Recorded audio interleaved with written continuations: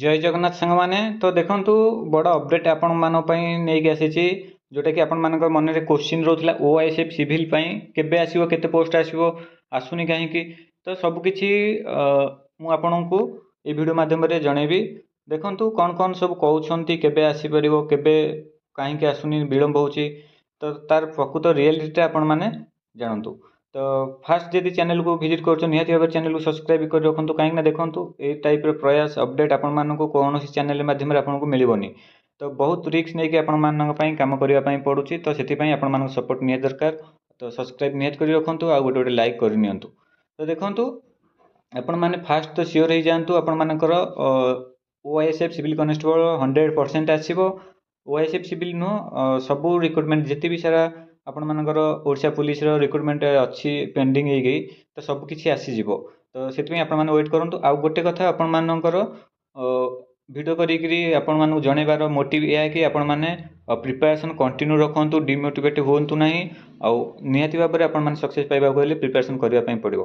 तो चलतु जी details details जा गोटे छोट प्रयास देखो आप जो मैंने आम ग्रुप रे जॉइन होगा चाहते तो यही नंबर आप व्हाट्सएप रे मेसेज करेंगे तो देखा जाता नंबर टी आपने व्हाट्सएप मेसेज करेंगे। देखो बर्तमान प्राइस रही मात्र 98 रही आउ जो मैंने ओएसीपीआर भी स्टूडेंट अच्छा जॉइन कर प्राइस 59 रोच तो जो मैंने इंटरेस्टेड अच्छा यही नंबर रे आपण मैंने व्हाट्सएप मेसेज करेंगे से मॉक टेस्ट पेड ग्रुप रोचे तो ओआईएसएफ सिविल कनेस्टेबल आपण मानकर से ग्रुप टी। तो चलतु फास्ट आपण मैंने कॉल रिकॉर्डिंग शुणु कौन कौन आपण मानकर डिटेल्स रही आलोचना करवा। हो sir hello hello good morning sir. हाँ वेरी गुड मॉर्निंग। अरे कल इवनिंग रे कॉल करथिला तो मु व्यस्त थी ध्रुवपुर फेरଥିଲି आ कौन जी को सर एबे बिजी नाहंती तो हां सेमती किछ नै आपको कौन चलियो। अच्छा से कथा तो रिक्रुटमेंट रो अपडेट कौन अछि सेटा बहुत पिला व्यस्त गलेनी कोन टिके दियंतु अपडेट। मु तो केथर कहले रिक्वायरमेंट कहीं असुनी बेले हाँ सर हेले सर मु बुझी पार ता सहित रिक्रुटमेंट रो कौन रिलेशन रोची।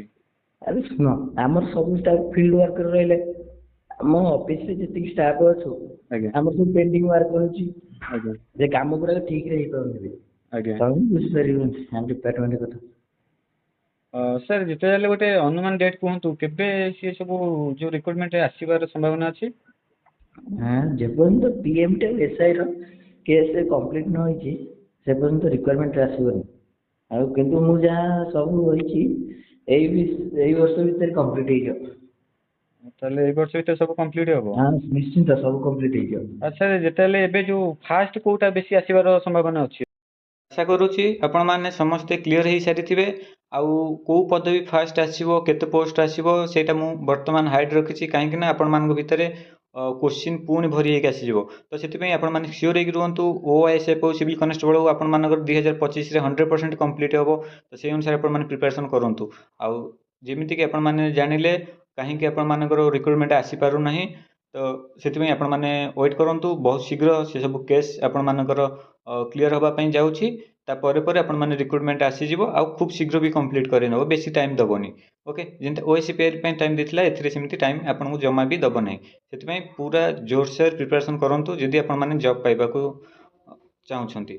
तो देखो कंपटीशन लेवल हाई जीवो तो से आपण मानू एबेठू ही आहरी प्रिपेरेसन टाको अधिक करने पड़ो।